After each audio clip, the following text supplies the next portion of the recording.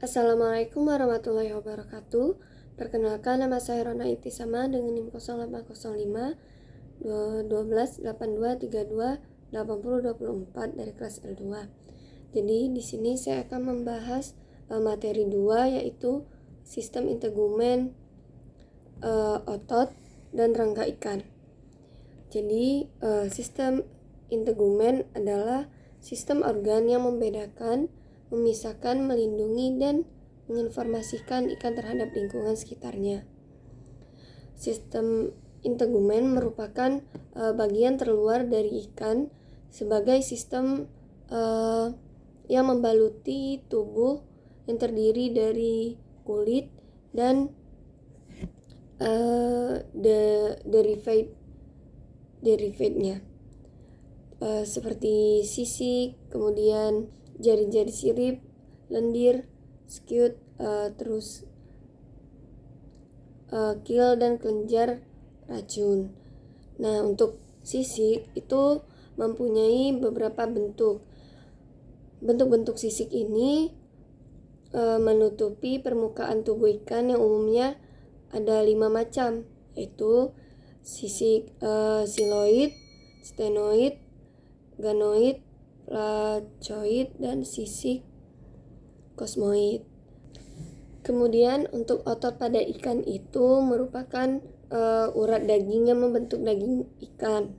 Nah, untuk fungsinya itu dibedakan menjadi 2 tipe, yaitu di bawah rangsangan otak yang tidak di bawah rangsangan otak. Kemudian otot berdasarkan struktur dan fungsinya dibagi menjadi 3, yaitu otot polos, otot bergaris, sama otot jantung. Kemudian selanjutnya adalah rangka. Rangka adalah struktur yang menyokong tegaknya tubuh yang dikombinasikan antara sistem rangka dan sistem urat daging yang memberikan bentuk tubuh. Fungsi rangka pada ikan yaitu melindungi bagian tubuh yang lemah seperti jantung, hati, alat pencernaan, dan sebagainya. Berdasarkan jenis tulangnya, rangka itu dibagi menjadi 2, yaitu tulang sejati sama tulang rawan. Sedangkan berdasarkan letak dan fungsinya, rangka itu dibagi menjadi 3, yaitu rangka aksial, rangka visceral, sama rangka apendikular. Selanjutnya adalah sistem saraf. Sistem saraf ini dibagi menjadi sistem saraf pusat dan sistem saraf periferi. Nah, untuk sistem saraf pusat ini terdiri dari otak dan medula spinalis.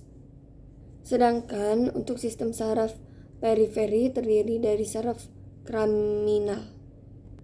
kranial dan spinal beserta cabang-cabangnya. Untuk otak itu dia dibagi menjadi 5 bagian, yaitu telencephalon, diencephalon, mesencephalon, kemudian metencephalon, dan mielencephalon.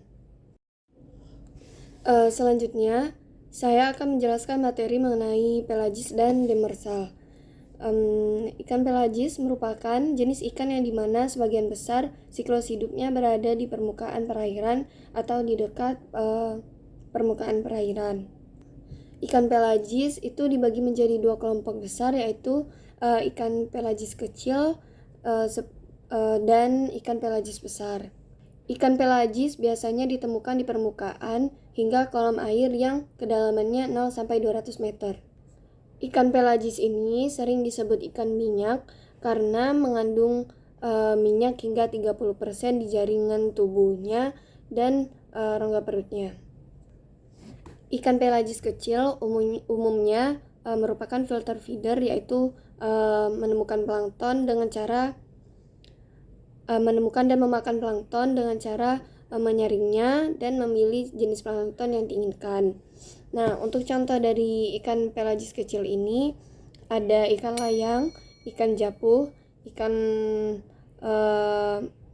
kembung laki, kemudian kembung perempuan, kemudian ikan tembang, ikan selar kuning, dan lain-lainnya. Selanjutnya adalah ikan pelagis besar. Ikan pelagis besar merupakan ikan yang berenang cepat dan migrator jarak jauh. Mereka sering bergerak dari ribuan kilometer setiap tahunnya untuk mengikuti arus laut mencari makanan atau bermigrasi ke daerah pemijahan.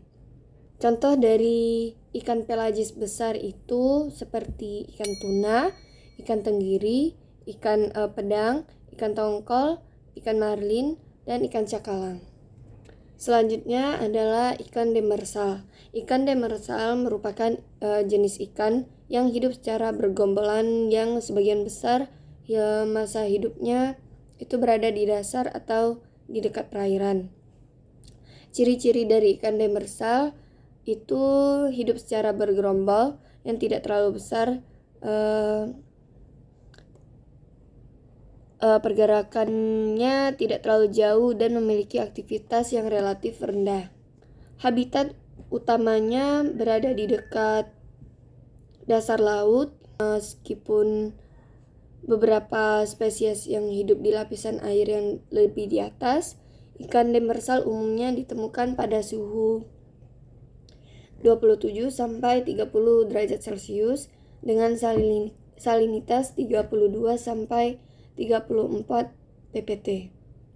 Contoh dari ikan demersal yaitu ikan lalosi atau ekor kuning, kemudian ikan berkuda, kemudian ikan kerapu, terus ikan kepe-kepe, kemudian ikan lencan, dan ikan sebelah. Mungkin itu saja yang dapat saya sampaikan. Kurang lebihnya saya mohon maaf. Akhir kata saya ucapkan terima kasih. Wassalamualaikum warahmatullahi wabarakatuh.